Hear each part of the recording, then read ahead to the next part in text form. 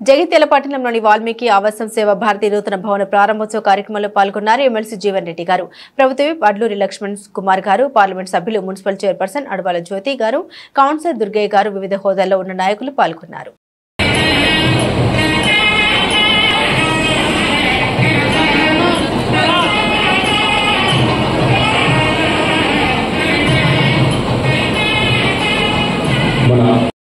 గీతా విద్యాలయం ఏదైతే జగిత్యాల ఒక ప్రత్యేకత సంతరించుకుందో దాని కొనసాగింపుకు సంబంధించి ఏ విధమైనటువంటి మన రాష్ట్ర ప్రభుత్వం యొక్క ఆలోచన విధానం కూడా ఏదైతుందో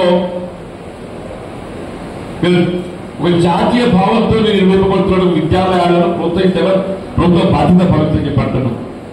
ఇంతమంది విద్యాలయాన్ని మరి జగిత్యాల గుర్తించే విధంగా మీరు నిర్వహింపజేస్తున్నందుకు నేను అభినందిస్తూ ఇలా భవిష్యత్తులో మీరు చేపట్టబోయేటువంటి ఏ కార్యక్రమం అయినా కానీ నా తోడు నేను మీలో ఒకటిగా సభ్యుడిగా ఉంటా అని చెప్పని సభాముఖంగా నేను మొదలు చేస్తూ నాకు అవకాశం కల్పించినందుకు మిత్రులు దివ్య పురుషోత్తం గారు ఏదైతుందో ప్రస్తుత ఈ శాఖకు అధ్యక్షులుగా బాధ్యత నిర్వహిస్తూ వారికి మరియు వారి సాహిత్య మిత్రులకు అందరూ కూడా నేను హృదయపూర్వకంగా ధన్యవాదాలు చెప్తూ సెలవు తీసుకుంటాను. జై హింద్, జై భారత్. అందరికి హృదయపూర్వకంగా శుభాకాంక్షలు తెలియజేస్తూ వాల్మీకి ఆవాసం సేవా భారత్ ఒక ప్రత్యేకత.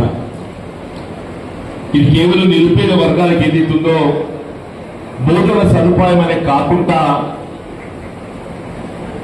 ఒక సంస్కారవంతమైనటువంటి ఒక నైతిక విలువలతో కూడినటువంటి విద్యా బోధనను అందింపజేసేటువంటి ఒక సంస్థ అని చెప్పాలి తప్పదని చెప్పండి. వాస్తవంగా విద్య అనేది ఇది ఒక విధంగా ప్రభుత్వ బాధ్యత, అది కేంద్ర ప్రభుత్వమే కానీ రాష్ట్ర ప్రభుత్వమే కానీ.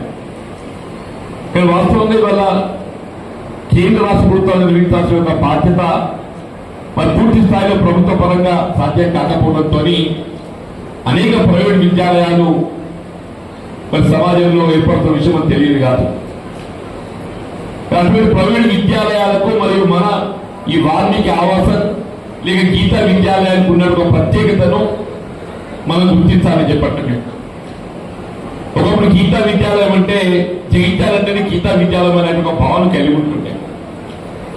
ఈవెన్ వారి పిల్లలకు కావాల్సిన ఒక మంచి బోధన సదుపాయంతో పాటుగా ఒక సంస్కారవంతమైనటువంటి జాతీయ భావన, దేశభక్తి రంగరించేటువంటి ఒక సంస్థలో వాళ్ళ పిల్లలు చేర్పించాలని భావిస్తే దాని గీతా విద్యాలయం అని మాత్రమే గుర్తుపడుతుందని చెప్పండి. దానికి అనుబంధంగా ఇవాళ వాల్మీకి ఆవాసం నెలకొల్పబడదని చెప్పని నేను భావిస్తున్నాను.